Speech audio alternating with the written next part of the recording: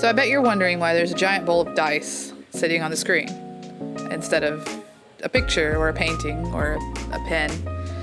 So we've got a new thing that we're going to be doing from here on out, and it's called RMG, and it stands for Random Monster Generator. There are very few things that myself and my dude like more than dice. It's not an addiction, it's a choice. So we thought it might be really fun to, instead of just using a generator online or just randomly selecting creature parts, we thought it would be fun to use dice. So we've got a system in which you basically start with 3 d20s. And depending on what this roll gets, you select a name or a word from 3 categories. So the first category that we have is basically physically descriptive features. These are words like woolly and tall or green, although I don't think I have green on the list. And if you get a number between 2 and 18, then you use that name. Now, if you roll a 1, which anybody who plays Dungeons and Dragons, Pathfinders, various other tabletop games will know, the 1 is Bad News Bear. It's your natural 1. It's your failed roll. I don't really believe that there's such a thing as failure in art. So what we do when we hit a nat 1 is we select from a second category. These second categories are represented by this second set of dice. Those of you in the know will notice that there are 2 d6s and 1 d10. This is because each of these colors represents a specific category. And each of those categories has a different fail or challenge. So category 1 has the challenge of medium. So depending on the number that's rolled, it will be done in gouache or watercolor or ink or metallic or digital, so on and so forth.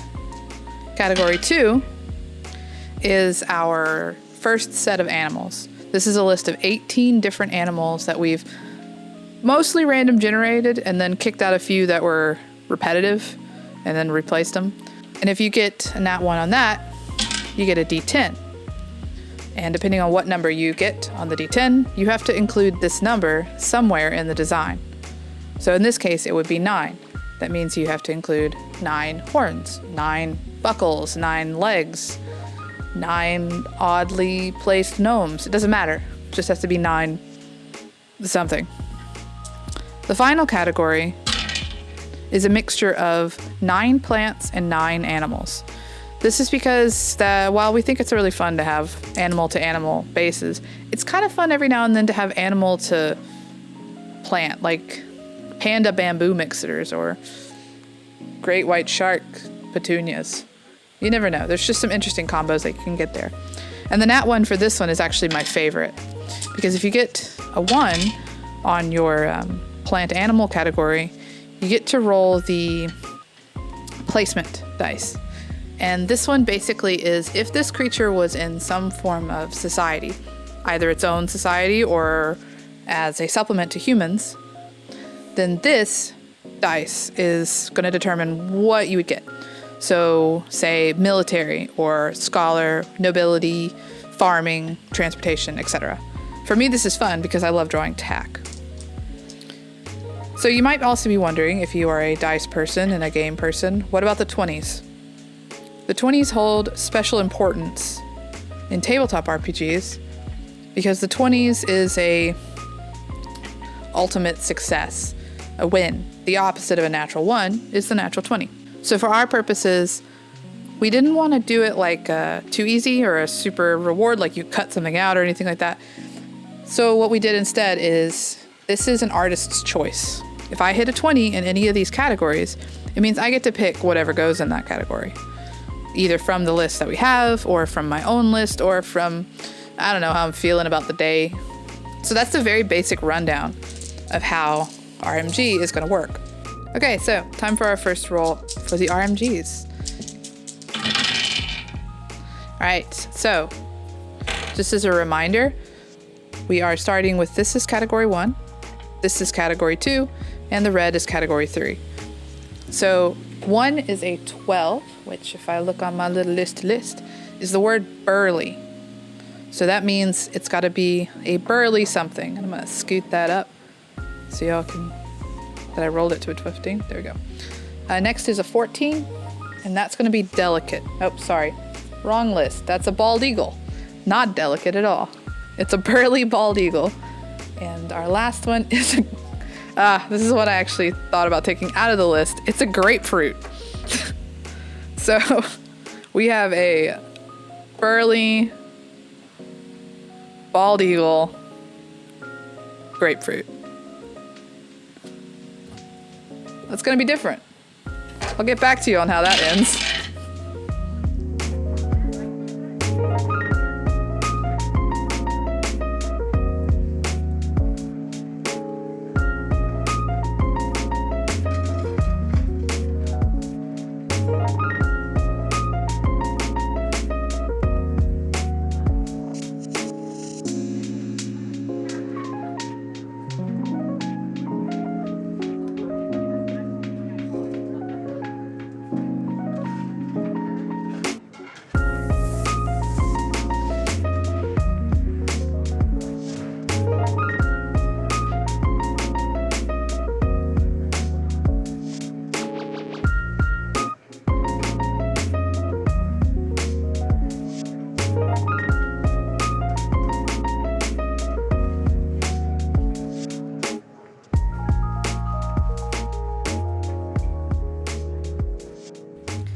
All right, guys, so we've got some sketches here, and I'm going to tell you a little bit about my thought process in the direction that we're taking before we get to a short illustration. So to start with, I started just kind of drawing out